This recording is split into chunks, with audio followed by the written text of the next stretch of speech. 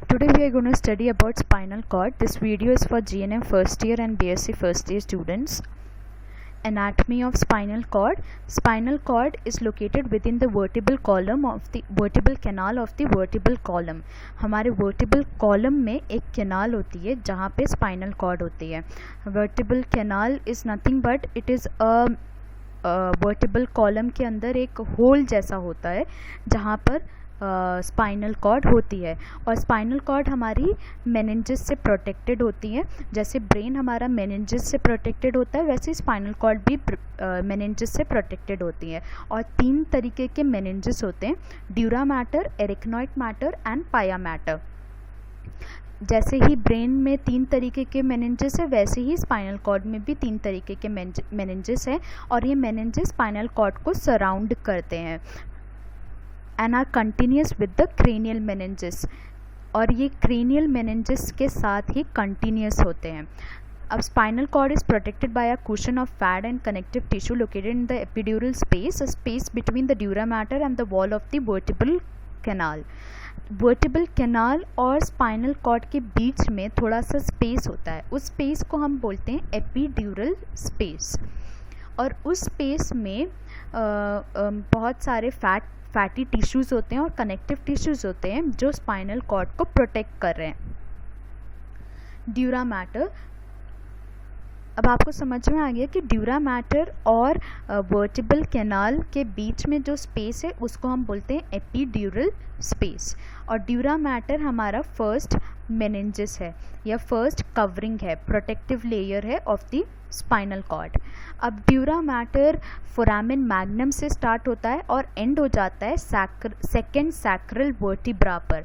Foramen magnum क्या होता है? फोरामेन मैग्नम वो जगह होती है स्कल में, एक होल होता है जहाँ से स्पाइनल कॉर्ड नीचे आता है. तो वहीं से ड्यूरा मैटर स्टार्ट होता है और फिर सेकेंड सैक्रल वर्टिब्रा पर एंड हो जाता है. और उसके बाद फिलम टर्मिनले के साथ मिलकर कॉक्सिक्स में चला जाता है.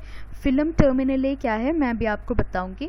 एरिकनॉइड मैटर हमारा सेकेंड लेयर है जो ड्यूरा मैटर के नीचे होता है. और ड्यूरा मैटर और एरिकनॉइड मैटर के बीच में एक स्पेस होता है जिसे हम बोलते हैं सब ड्यूरल स्पेस. और यहाँ पे थोड़ा सा फ्लूइड होता है इस स्पेस के बीच में. और एरिकनॉइड मैटर स्टार्ट होता है फोरामेन मैग्नम से और एंड हो जाता है सेकेंड सैक्रल वर्टिब्रा पर. फिर उसके बाद आता है पाया मैटर. पाया मैटर अगेन ये स्टार्ट होता है फोरामेन मैग्नम. ये continue it surrounds the spinal cord. ये जो लेयर है पाया मैटर ये 3rd लेयर है हमारा और ये ब्रेन और स्पाइनल कॉर्ड को कम्प्लीटली कवर करके रखता है. और पाया मैटर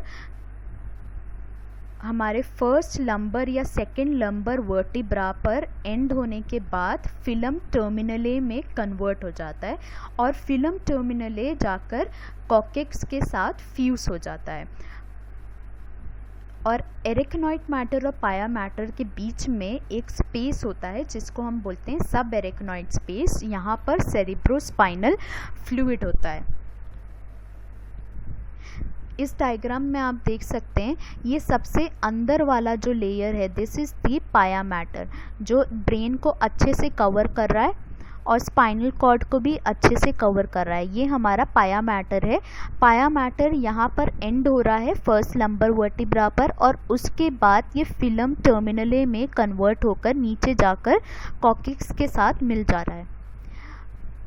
उसके बाद आता है अब इन दोनों के बीच के स्पेस को हम बोलते हैं सब एरिकनॉइड स्पेस. उसके बाद आता है हमारा एरिकनॉइड मैटर. ये रेड कलर का जो है वो है एरिकनॉइड मैटर. एरिकनॉइड मैटर हमारा सेकेंड लेयर है. ये फोरामेन मैग्नम से स्टार्ट होता है और एंड हो जाता है सेकेंड सैक्रल वर्टिब्रा पर. इसके नीचे ये नहीं जाता. उसके ऊपर है हमारा ड्यूरा मैटर और इन दोनों के बीच के स्पेस को हम बोलते हैं सब ड्यूरल स्पेस. अब ड्यूरा मैटर हमारा अगेन यहाँ पर फोरामेन मैग्नम होता है. फोरामेन मैग्नम से स्टार्ट हो रहा है. उसके बाद ये नीचे सेकेंड सैक्रल वर्टिब्रा पर एंड होने के बाद फिलम टर्मिनले के साथ जाकर कॉक्सिक्स के साथ मिल जा रहा है. This is the dura mater. और सिर्फ हमारे स्पाइनल कॉर्ड में ड्यूरा मैटर और वर्टिब्रल कॉलम के बीच में एक स्पेस है जिसको हम बोलते हैं एपिड्यूरल स्पेस। हमारा जो स्पाइनल कॉर्ड होता है वो रफली ओवल शेप का होता है। It is flattened slightly interiorly and posteriorly. और ये जो स्पाइनल कॉर्ड है ये हमारे last part of the brain से स्टार्ट होता है जो कि मेड्यूला ऑब्लोंगैटा है, और फिर नीचे सेकेंड लंबर वर्टिब्रा तक ही आता है। स्पाइनल कॉर्ड छोटा है, वर्टिब्रल कॉलम बड़ी होती है हमारी। स्पाइनल कॉर्ड हमारा सेकेंड लंबर वर्टिब्रा पर एंड हो जाता है। सेकेंड लंबर वर्टिब्रा के नीचे सिर्फ नर्व्स होते हैं, स्पाइनल कॉर्ड नहीं होता। The length of the adult spinal cord is 40 to 45 centimeter and its diameter is approximately 1.5 centimeter. 1.5 centimeter इसका maximum diameter है जो कि cervical region में होता है। जो हमारी cervical रीजन है वहाँ पर जो डायमीटर है वो ज़्यादा होता है, थोरैसिक में डायमीटर कम हो जाता है और फिर लंबर में और ही कम हो जाता है। और सबसे ज़्यादा इसका जो डायमीटर है 1.5 सेंटीमीटर ही है। Spinal cord terminates as a tapering conical structure called the conus medullaris. जहाँ पे स्पाइनल कॉर्ड एंड होती है वो एक कोन शेप में होता है और उसको हम बोलते हैं कोनस मेड्यूलरिस। और स्पाइनल कॉर्ड फर्स्ट और सेकेंड वर्टिब्रा के लंबर वर्टिब्रा के बीच में एंड होती है और उस पार्ट को हम बोलते हैं कोनस मेड्यूलरिस क्योंकि वो कोन शेप में होता है। उसके बाद कोनस मेड्यूलरिस के बाद नीचे फिलम टर्मिनले आता है which is the extension of the पाया मैटर। पाया मैटर का एक्सटेंशन है फिलम टर्मिनले और फिलम टर्मिनले जाकर कॉकिक्स के साथ फ्यूज हो जाता है। अब कोनस मेड्यूलरिस के नीचे बहुत सारे नर्व्स होते हैं जो हमारे लंबर वर्टिब्रा, सैक्रल वर्टिब्रा और जो हमारे लंबर रीजन, सैक्रल रीजन और कॉकिक्स रीजन से आते हैं। ये जो नर्व्स होते हैं वो एक हॉर्स टेल की तरह दिखते हैं और इसको हम बोलते हैं कॉर्डा इक्विना। ये एक हॉर्स टेल की तरह दिख रहे हैं, हॉर्स की पूंछ की तरह, तो इसको हम बोलते हैं कॉर्डा इक्विना। और ये एंड होता है यहाँ पर, ये एक कोन शेप का स्ट्रक्चर होता है, यहाँ पर ये एंड होता है सेकेंड लंबर वर्टिब्रा पर और जिसको हम बोलते हैं कोनस मेड्यूलरिस। ये जो नर्व्स निकल रहे हैं स्पाइनल नर्व्स, ये दो वर्टिब्रा के बीच में, जो वर्टिब्रा होते हैं वर्टिब्रा के बीच में होल होते हैं जिसे हम बोलते हैं इंटरवर्टिब्रल फोरामिना। उनके बीच में से होल में से ये नर्व स्पाइनल कॉर्ड में से निकलकर बॉडी पार्ट्स में जा रहे हैं। अब अगर स्पाइनल कॉर्ड को हम बीच में से काट दें, इसका ट्रांसवर्स सेक्शन ले तो और फिर उसको हम स्टडी करें तो ट्रांसवर्स सेक्शन में स्पाइनल कॉर्ड के, जैसे हमने पढ़ा था कि ब्रेन में ग्रे मैटर ऊपर की तरफ है, वाइट मैटर अंदर की तरफ है, लेकिन स्पाइनल कॉर्ड में एकदम उल्टा होता है। स्पाइनल कॉर्ड में वाइट मैटर ऊपर की तरफ होता है और ग्रे मैटर अंदर की तरफ होता है। Spinal cord is incompletely divided into two equal parts, anteriorly by a short shallow median fissure and posteriorly by a deep narrow septum, the posterior median septum. The gray matter of the spinal cord is shaped like the letter H or a butterfly. तो इस diagram में हम देखते हैं ये वाला जो part है ये हमारा ग्रे मैटर है जो अंदर की तरफ है, और जो ऊपर की तरफ है, बाहर की तरफ है, वो हमारा वाइट मैटर है। अब स्पाइनल कॉर्ड दो हिस्सों में इनकम्प्लीटली डिवाइडेड है, पूरी तरीके से नहीं, इनकम्प्लीटली दो हिस्सों में डिवाइडेड है। सामने जो हिस्सा उसको डिवाइड कर रहा है उस हिस्से को हम बोलते हैं एंटीरियर मीडियन फिशर, और पीछे जो हिस्सा उसको डिवाइड कर रहा है उस हिस्से को हम बोलते हैं पोस्टीरियर मीडियन सल्कस या फिर पोस्टीरियर मीडियम सेप्टम। अब ये जो ग्रे मैटर है ये एच शेप में है, आप देख सकते हो ये एच शेप में है। ग्रे मैटर का जो बीच का पार्ट है इसको हम बोलते हैं ग्रे कॉमिशर। ग्रे कॉमिशर में बीच में एक होल है या एक स्पेस है, इस स्पेस को हम बोलते हैं सेंट्रल कैनाल, और इस स्पेस में भी सेरेब्रोस्पाइनल फ्लूइड होता है। अब ये जो ग्रे मैटर है इसको हम तीन हिस्सों में डिवाइड कर सकते हैं, मेनली दो हिस्सों में डिवाइड करते हैं और इसके डिवीजन को हम बोलते हैं हॉर्न्स। जो पोस्टीरियर पार्ट में जो हॉर्न है इसको हम बोलते हैं posterior horn of the grey matter या फिर dorsal horn of the grey matter. जो इंटीरियर पार्ट में जो हॉर्न है उसको हम बोलते हैं interior horn of the grey matter या फिर ventral horn of the grey matter. और थोरैसिक और लंबर रीजन में लैटरल हॉर्न्स भी होते हैं, जो लैटरल पार्ट में होते हैं। लैटरल मतलब साइड पार्ट में, साइड। पोस्टीरियर मतलब पीछे की तरफ, इंटीरियर मतलब आगे की तरफ, और लैटरल मतलब साइड में। तो साइड में कुछ हॉर्न्स होते हैं, सिर्फ थोरैसिक और लंबर रीजन में होते हैं, और उन्हें हम बोलते हैं लैटरल हॉर्न्स। अब जो हमारा posterior horn of the grey matter है, posterior horn of the grey matter, यहाँ पे हमारे नर्व्स होते हैं, न्यूरॉन्स होते हैं, सेंसरी न्यूरॉन्स, जो बॉडी से सेंसरी स्टिमुलेशन जो सेंसरी इम्पल्सेस, जो सेंसरी इंफॉर्मेशन बॉडी से लेकर आते हैं, वो हमारे सेंसरी न्यूरॉन्स डॉर्सल पार्ट या फिर posterior part of the grey matter में होते हैं। Interior part of the grey matter में होते हैं मोटर न्यूरॉन्स, जो बॉडी को इंफॉर्मेशन लेके जा रहे हैं। अब जैसे हमारा ग्रे मैटर डिवाइडेड है वैसे ही हमारा वाइट मैटर भी डिवाइडेड होता है। वाइट मैटर में ये बीच का हिस्सा जो है इसको हम बोलते हैं वाइट कमिशर। जैसे ये ग्रे कमिशर है वैसे ही वाइट कमिशर।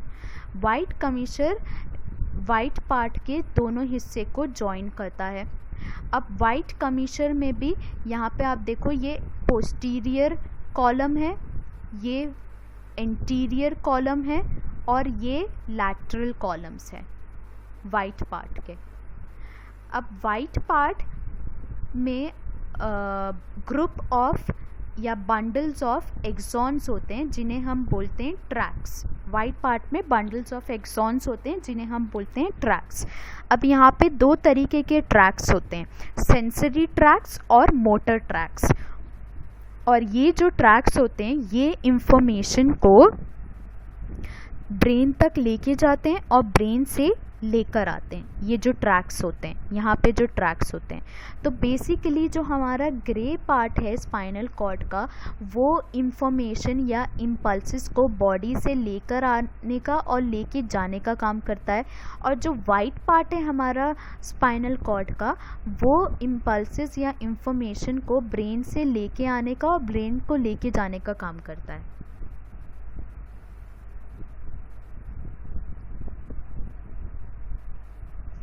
अब ये इम्पल्सेस कैसे ये जो इंफॉर्मेशन होती है ये कैसे प्रोसेस होती है। Spinal cord has two principal functions. इसके दो प्रिंसिपल फंक्शंस होते हैं, एक तो नर्व इम्पल्स को आगे बढ़ाने का और दूसरा जो है रिफ्लेक्स आर्क का। अब रिफ्लेक्स आर्क क्या होता है या स्पाइनल रिफ्लेक्स क्या होता है वो हम आगे पढ़ेंगे। अब सबसे पहले क्या होता है, सेंसरी रिसेप्टर्स जो हमारे स्किन में है या जो हमारे ऑर्गन्स में है वो स्टिमुलस को डिटेक्ट करते हैं। स्टिमुलस मतलब कोई भी चेंजेस जैसे कि टच, प्रेशर, कोल्ड, हॉट, ये सारे जितने भी चेंजेस है वो हमारे सेंसरी रिसेप्टर्स इन चेंजेस को डिटेक्ट करते हैं। और फिर ये चेंजेस को डिटेक्ट करने के बाद ये सेंसरी न्यूरॉन्स तक इंफॉर्मेशन को भेजते हैं। फिर जो सेंसरी न्यूरॉन्स होती हैं वो इंफॉर्मेशन को posterior horn of the grey matter पर लेकर आती है। Posterior horn of the grey matter पे आने के बाद इंफॉर्मेशन 3 जगह जा सकती है। इसके 3 पॉसिबल पाथवेज है, 3 जगह ये जा सकती है। पहला पाथवे तो इसका ये हो सकता है कि एक्सॉन्स ऑफ सेंसरी न्यूरॉन्स में extend into the white matter of the spinal cord and ascend to the brain as a part of the sensory tract.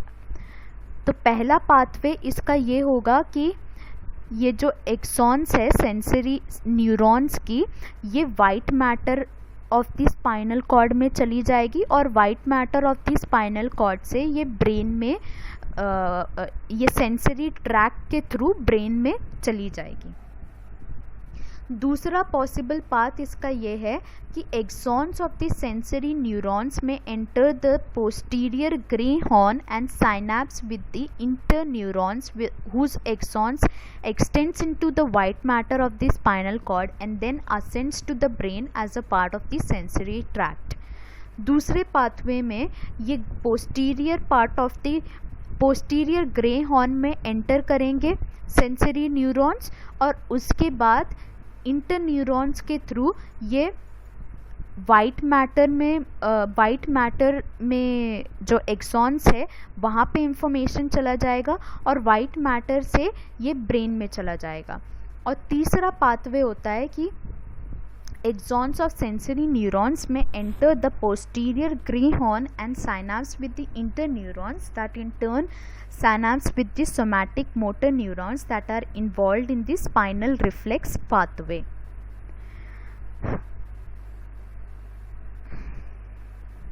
इस डायग्राम से अगर मैं आपको समझाऊं तो ज़्यादा सही से समझ में आएगा. ये हमारे सेंसरी रिसेप्टर्स है जो हमारे स्किन में होते हैं. अब ये रिसेप्टर्स कोई भी चेंजेस को डिटेक्ट करेंगे, फिर वो चेंजेस को डिटेक्ट करने के बाद सेंसरी न्यूरॉन्स को इंफॉर्मेशन देंगे. फिर सेंसरी न्यूरॉन्स यहाँ पर आएगी. यहाँ आने के बाद इसके 3 पाथवे, या तो ये वाइट मैटर में जो सेंसरी ट्रैक्स होते हैं, white matter of the spinal cord में जो सेंसरी ट्रैक्स होते हैं, उन सेंसरी ट्रैक्स के थ्रू ये ब्रेन में इंफॉर्मेशन चली जाएगी, या फिर ये इंफॉर्मेशन पोस्टीरियर ग्रे हॉर्न में आने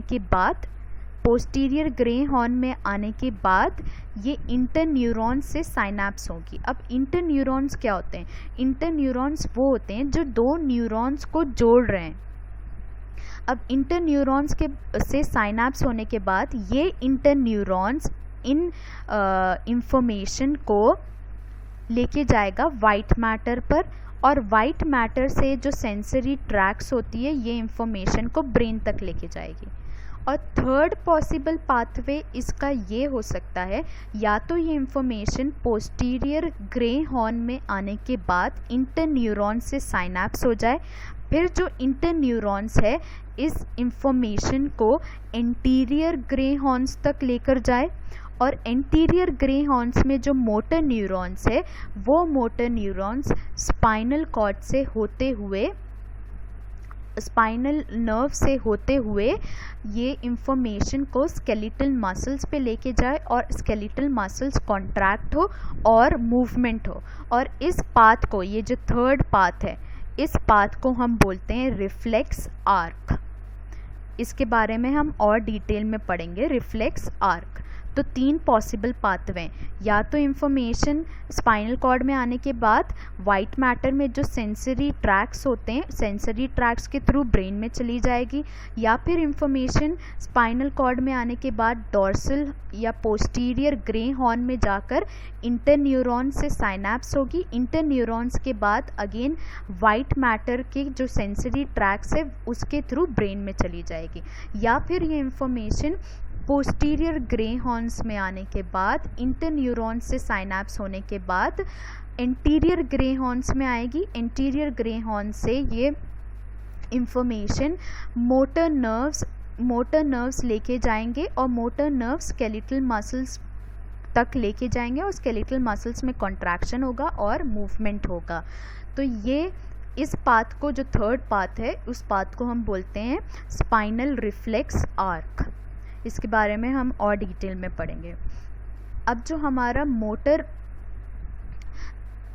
क्योंकि हमारे ग्रे मैटर में ये जो हमारी जो सेंसरी ट्रैक के थ्रू जो इंफॉर्मेशन ब्रेन में जा रही है, वो इंफॉर्मेशन ब्रेन से होते हुए मोटर ट्रैक से आती है.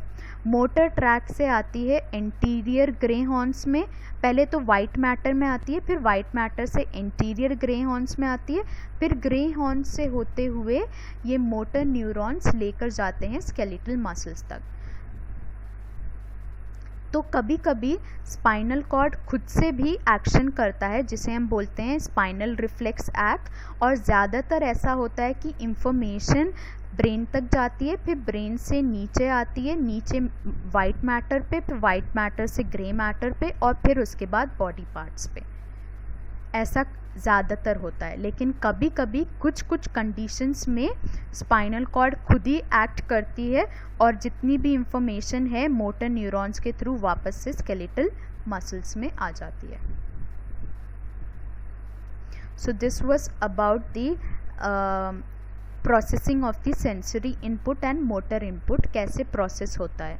अब स्पाइनल आर्क, रिफ्लेक्स आर्क क्या होता है, रिफ्लेक्स और रिफ्लेक्स आर्क क्या होता है।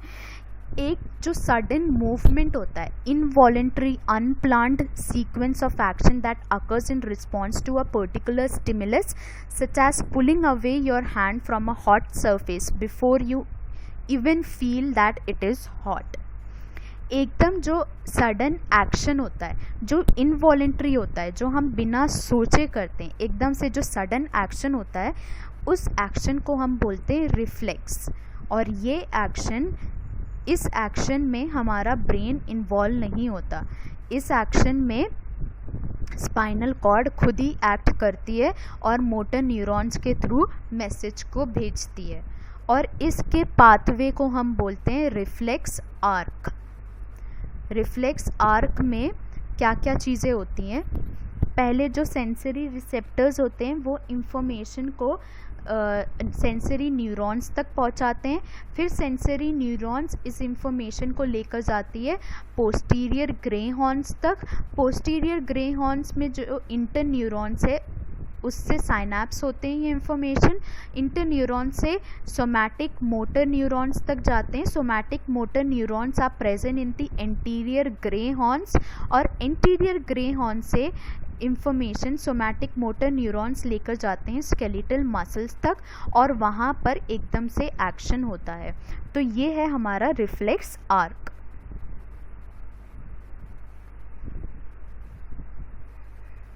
This is our reflex arc. तो एकदम से जो एक्शन होता है कि जब हम किसी हॉट चीज़ को हाथ लगाए और एकदम से हाथ को हटा लें, वो एक्शन हमारा जो क्विक एक्शन है that is from the spinal cord. यहाँ पे जो रिसेप्टर्स है वो रिसेप्टर्स इंफॉर्मेशन को लेके जा रहे हैं। रिसेप्टर्स इंफॉर्मेशन को देते हैं सेंसरी न्यूरॉन्स को। सेंसरी न्यूरॉन्स इंफॉर्मेशन को लेके जाती है to the posterior part of the posterior part of the gray matter of the spinal cord। posterior part of the gray matter से information interneurons के थ्रू जाती है anterior part of the gray matter of the spinal cord में। और यहाँ पे जो somatic motor nerves है, somatic motor nerves information को लेके जाते हैं skeletal muscles तक, और muscles contract होते हैं और हम हाथ को जल्दी से move कर देते हैं। तो कुछ कुछ एक्शंस में हमारा ब्रेन इन्वॉल्व नहीं होता, जिन्हें हम रिफ्लेक्स एक्शन बोलते हैं, जो हम बिना सोचे बिना प्लान करे करते हैं, और वहाँ पे हमारा स्पाइनल कॉर्ड इन्वॉल्व होता है। तो मैंने आपको बताया था कि स्पाइनल कॉर्ड के दो फंक्शन होते हैं, एक तो ये इन्फॉर्मेशन खुद को ब्रेन तक पहुँचाने में हेल्प करता है, और दूसरा ये खुद से भी कभी कभी एक्ट करता है, और उसको हम बोलते हैं इंटीग्रेशन एक्शन। इंटीग्रेशन सेंटर बोलते हैं ये जहाँ पे एक्शन हो रहा है। And this is the second function जो कि रिफ्लेक्स होता है हमारा। That's all with the spinal cord. Thank you.